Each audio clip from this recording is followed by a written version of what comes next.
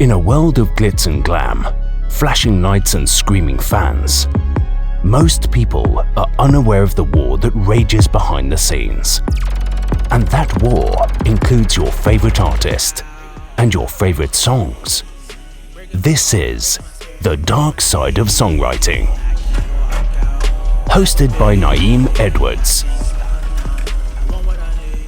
Welcome to The Dark Side of Songwriting. My name is Nayim Edwards and I am your host. Part 2 of why female rappers will never respect Nicki Minaj. So yesterday we just highlighted a situation that came across my desk, right?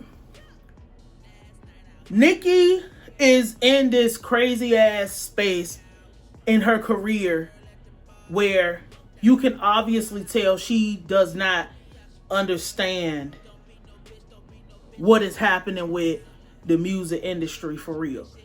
It's 2022. Nicki Minaj has been on the scene since I was in middle school, and I knew about her before she was like Nicki Minaj, just because of the crazy connection between New York and Virginia, obviously, but the crazy mixtape game that was happening. Like, you know, as a kid, really, if you are closer to my age, late 20s, early 30s, somewhere between probably 25 and 35, somewhere in between there, you remember how insane the mixtape game was, so much so that, like, you know, you was the hottest thing if you can get your shit put on that piff.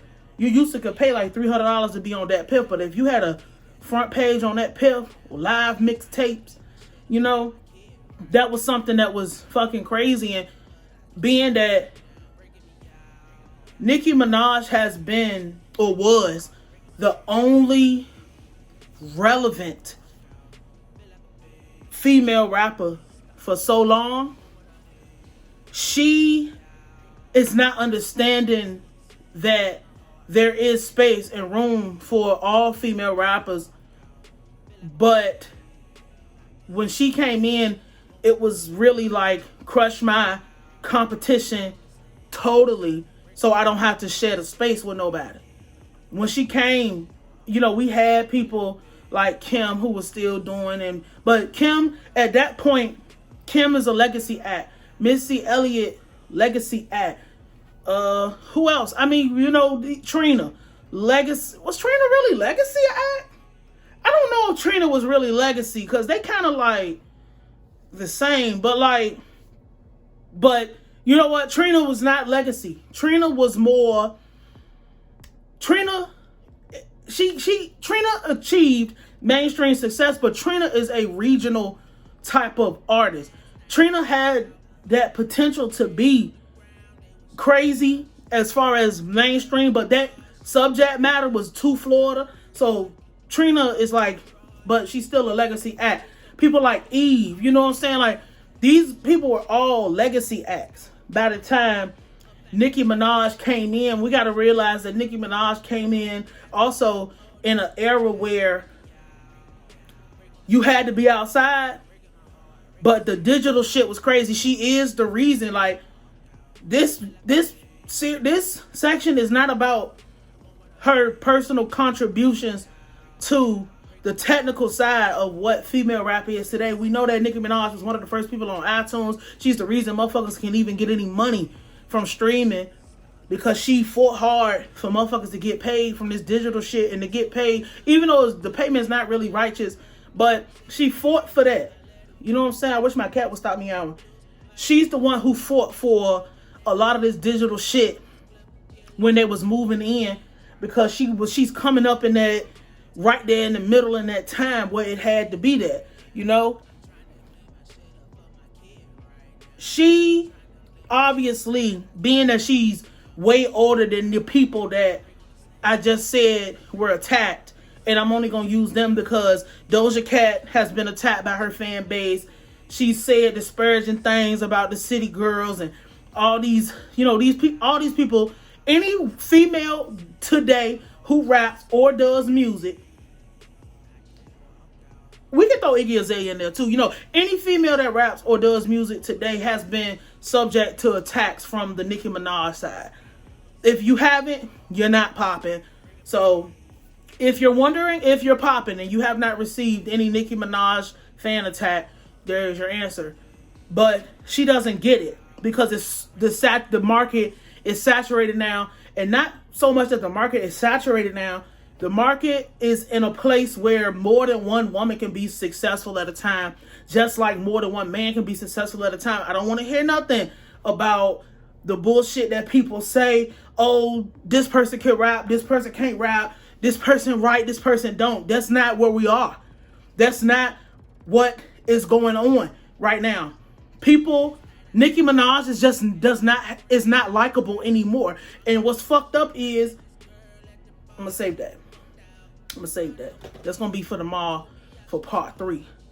But she's in this space where she don't understand how motherfuckers who they don't sell out shows like her, they don't sell clothes or whatever like her, they don't have the connections that she might have, they don't be on the charts. Even though Nicki Minaj chart success over the past, it doesn't exist. You know what I'm saying? The only thing, like they're making the achievements that in the traditional music industry, Nicki Minaj was supposed to be so many fucking Grammys that it didn't make sense. She's supposed to be the #1 recipient of the Ayatollah Trophy of Music, but that's just not the case. That's the only thing that separates them and her is these is new bitches. They're half her fucking age, if not half her age. She was old enough to be in middle school by the time these bitches was born. So it's different eras, it's different times, and she's not understanding this.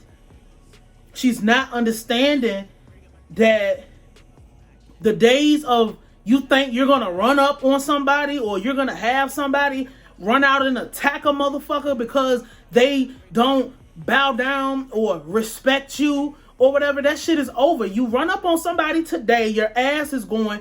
You'll be lucky if you go to jail because they got 14-year-olds out here shooting first, killing first, and asking questions another fucking time.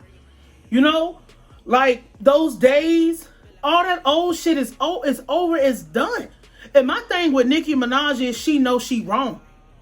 This is why motherfuckers is we not respecting that shit as young rap bitches, because we don't have to. We just don't fucking have to respect it. I don't have to respect you. My phone actually rang, my bad. But my thing with Nicki Minaj is she knows she's wrong. She knows it's not right to weaponize people for shit that's not going in her favor.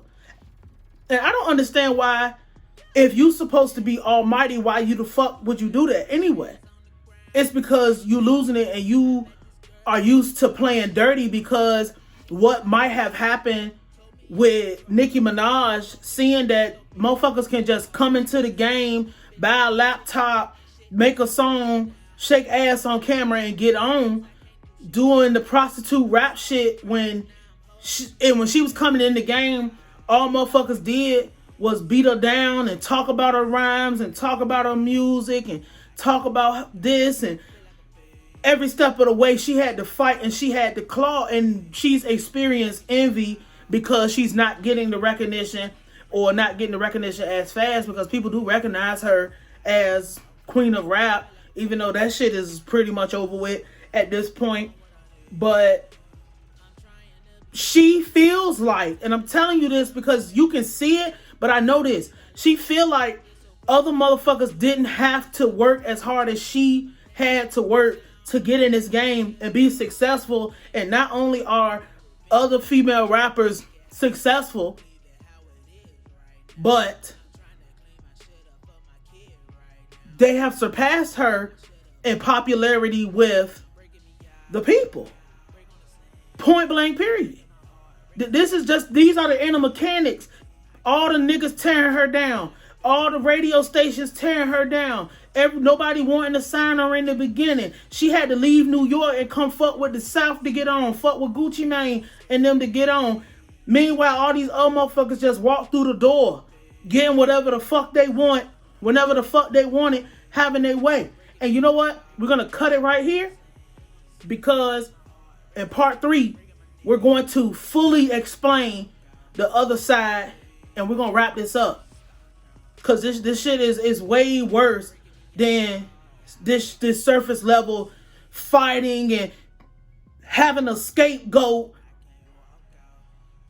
to use her fans as the scapegoat for what she really want to say and what she really want or whatever, because internally she's a nasty, mean person. Point blank, period. It don't have nothing to do with the music, like I said earlier. But this is the dark side of songwriting. My name is Nayim, and I will holler at you tomorrow for part 3.